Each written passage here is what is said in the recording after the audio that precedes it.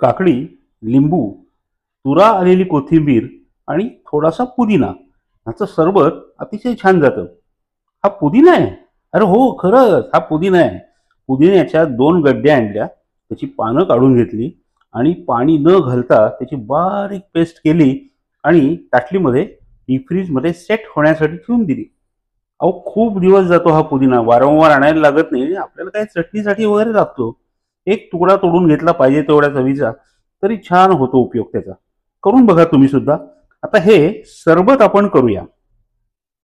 हे मी तुऱ्यांसह कोथिंबीर एक छोटासा बंच घेतलाय. पुदिन्याचा साधारण एवढा तुकडा घेतलाय. फार करायचा नाही, फार घ्यायचा नाही, कारण मग ती त्याची पुदिन्याची चव बाकी सगळ्याला ओव्हर पॉवर करते. पुदिन्याचा तुकडा, 2 काकड्यांचे तुकडे,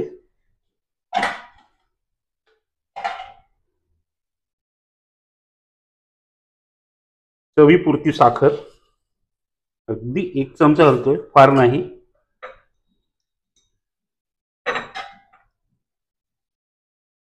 जिरेपूड घालते, 2 छोटे चमचे जिरेपूड.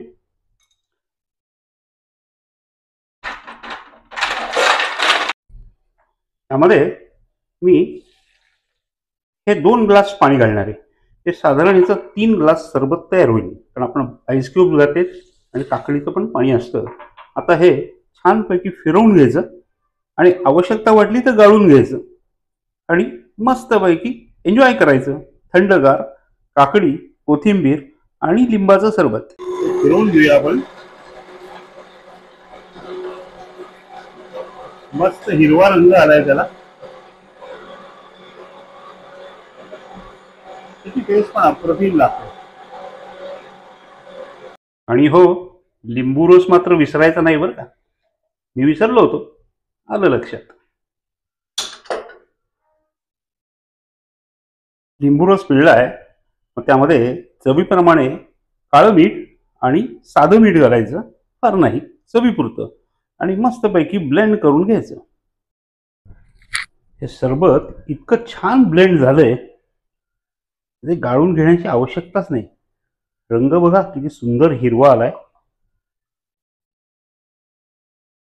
मी म्हणलो होतो त्याप्रमाणे बरोबर 3 ग्लास सरबत याचं झालंय. अतिशय सुंदर लागतं हे. एकदम टेस्टी सरबत, हेल्दी, उन्हाळ्यासाठी एकदम छान.